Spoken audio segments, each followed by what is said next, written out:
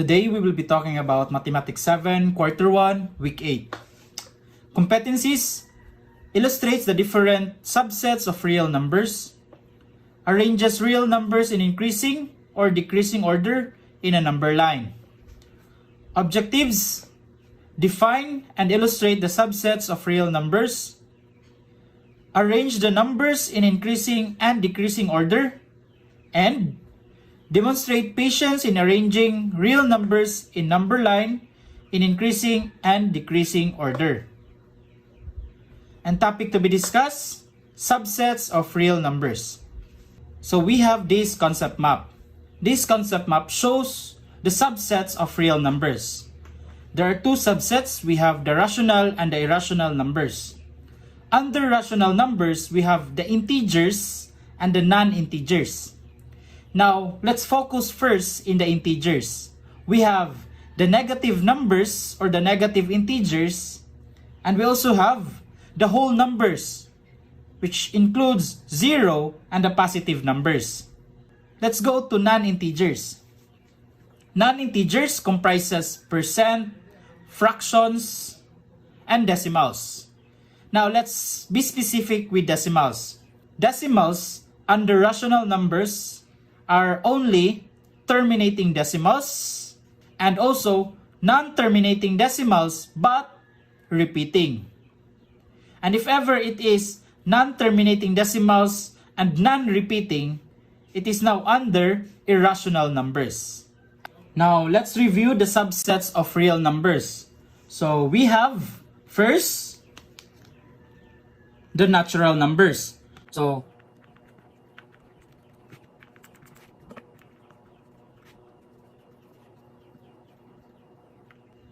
first, we have the natural numbers.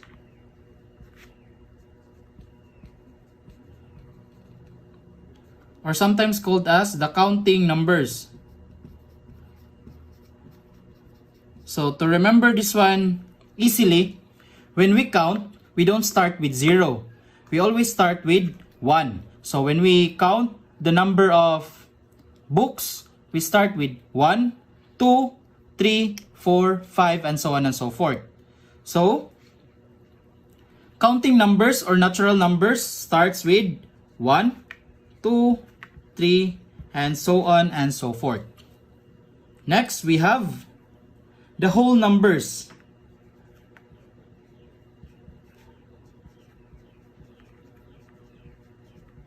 Now, to easily remember whole numbers, these are just counting numbers with 0. So it starts with 0, then 1, followed by 2, 3, and so on and so forth. So the difference between natural numbers or counting numbers with whole numbers is just 0. With counting numbers, it starts with 1, while whole numbers starts with 0.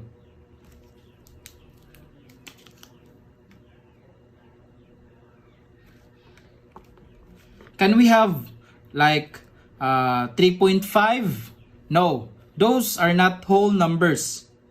Those are considered other numbers, other form of numbers, which we will be having that one as we proceed. Next is the integers. So, integers are considered to have positive and negative integers and also 0. So these are whole numbers with negative numbers. So for example, these are the positive numbers that starts with 1, 2, 3, and so on and so forth. And also we have the negative numbers, which is the negative form of the positive numbers.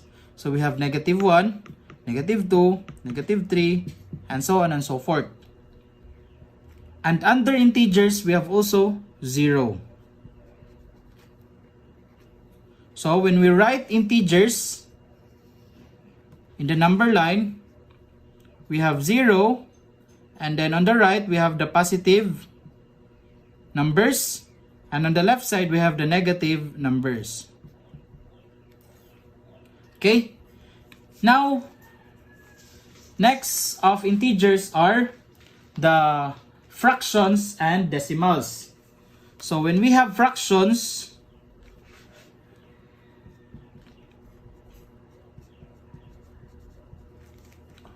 so you have the two parts, which is the numerator and the denominator. So for example, we have 1/2, 3/4, 9/10, and so on and so forth. So these are example of fractions. Next is the decimals. Now for decimals, we have terminating,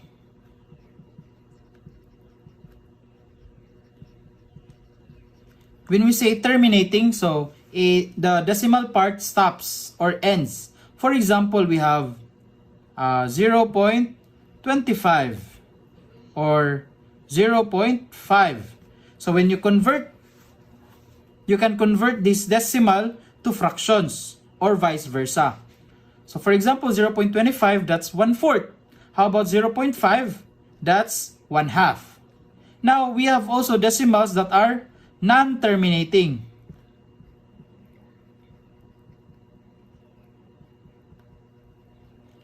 So when we have non-terminating decimals, it means that their decimal parts doesn't end or doesn't stop. So we have non-terminating decimals but repeating.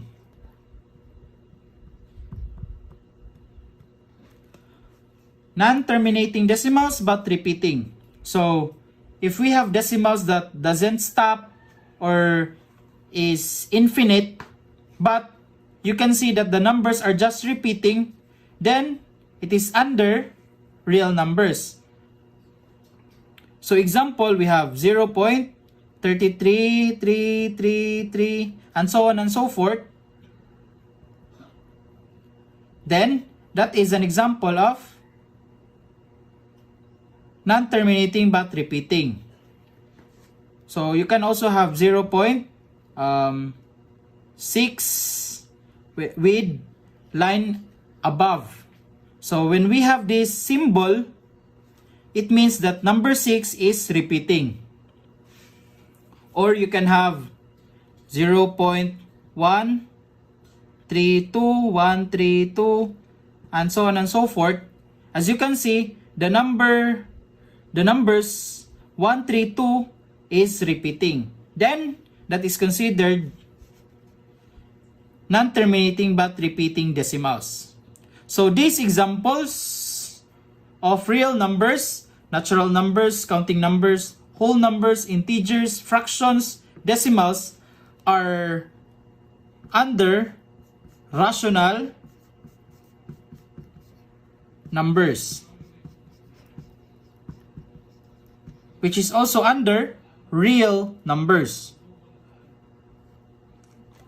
Now, if we have non-terminating but not repeating decimals, then those decimals are under irrational numbers.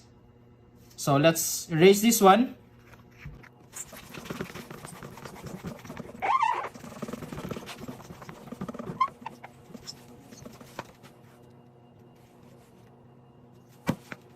So if we have irrational numbers, it is still under real numbers. So irrational numbers are numbers that can't be expressed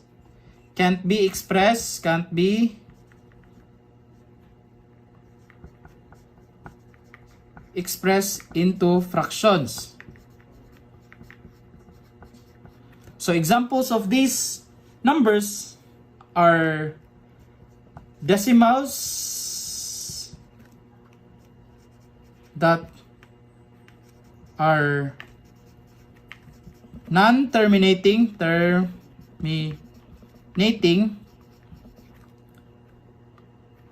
but non-repeating.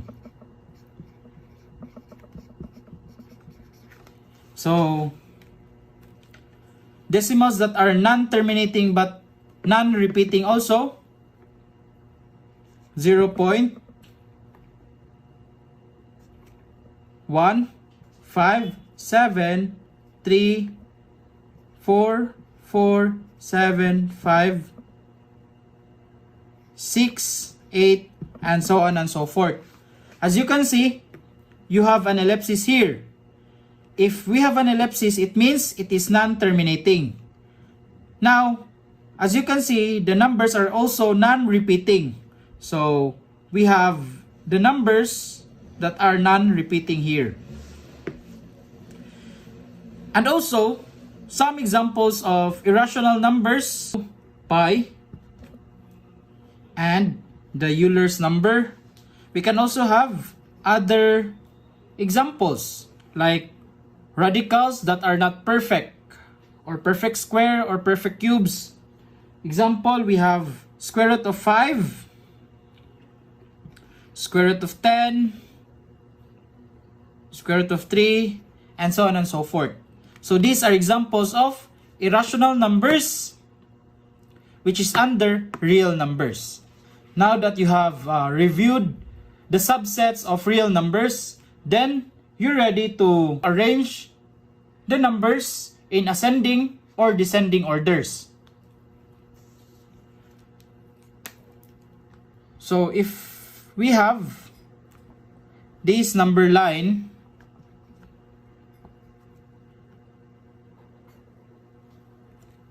assuming that we have this number line and the distance between each number is equal, when we talk about ascending order,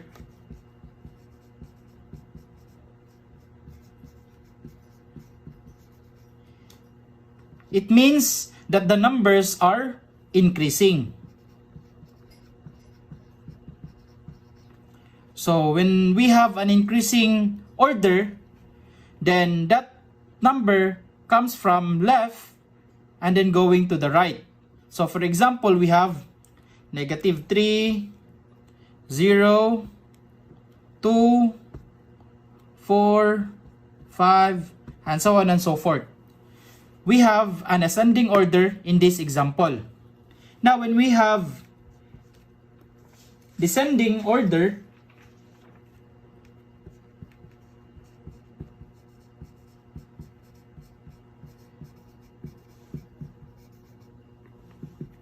then the numbers are decreasing or moving down. So for example, in this number line, descending order comes from the right going to the left.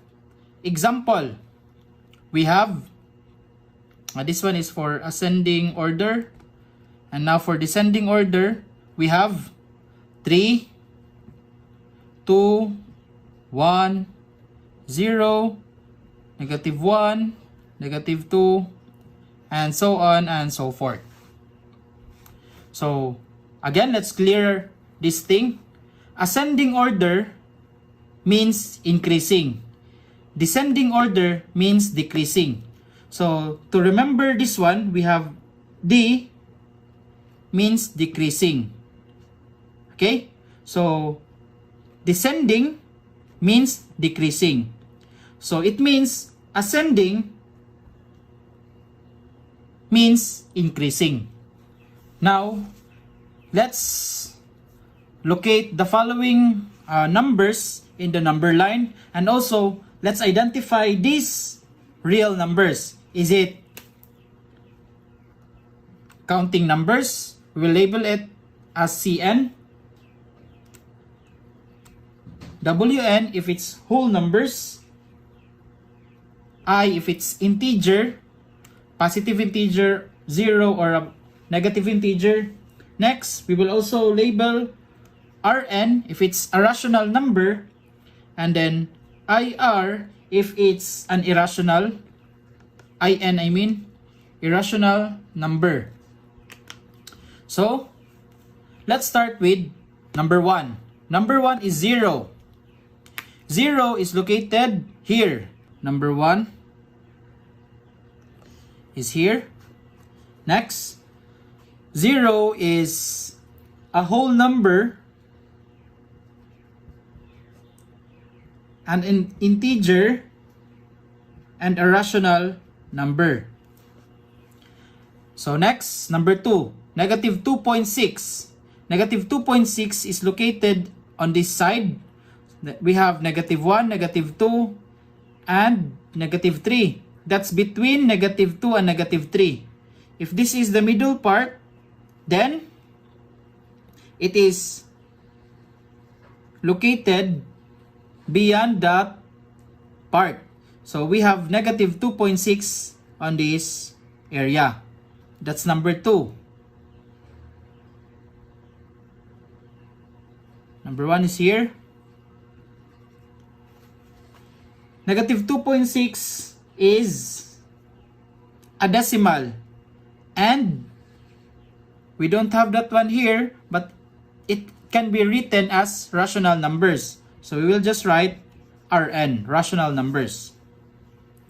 Number 3, we have cube root of 7. Cube root of 7, let's input that one in our calculator, and we have 1.9129 and so on and so forth. So we will just have 1.91. 1.91 is located beyond 1 but not beyond 2. So it's almost located at 2. So number 3 is found here. So cube root of 7 is an example of irrational numbers. Why? Because the numbers or the decimal is non-terminating and non-repeating. Now number 4 is 4. 4 is located here. And 4 is a counting number, a whole number, an integer, and also a rational number. So if we have counting numbers, then it is considered as a whole number, an integer, and also a rational number. So let's proceed to number 5. We have 0.14253. That's beyond 0, but not closer to 1. So we have it on this side. Number 5 is located here. And 0.14253 is an example of irrational number. I mean, IN. So number 3 is IN, irrational number. Why? Because the decimal part is non-terminating. We have ellipsis here. And as you can see, the numbers are not repeating. So that is irrational number. Next, we have number 6. Number 6 is negative 4. So negative 4 is located here. And we have that one as number 6. So number 6 is negative 4. And negative 4 is an example of an integer and also a rational number. Next, number 7, we have 3/4. 3/4 is equal to 0.75 in decimal, and 0.25 is almost located at 1. So 3/4 is located here. So number 7 is located here. So 3/4 is a fraction that can be converted into a decimal, which is a terminating 0.75. And that is an example of a rational number. So we have Rn. Number 8, we have 1. So 1 is located here. Number 8 is found there. Next, 1 is an example of a counting number, whole number, integer, and a rational number. So Cn, whole number, integer, and a rational number. Next, we have negative 3. Negative 3 is located here. And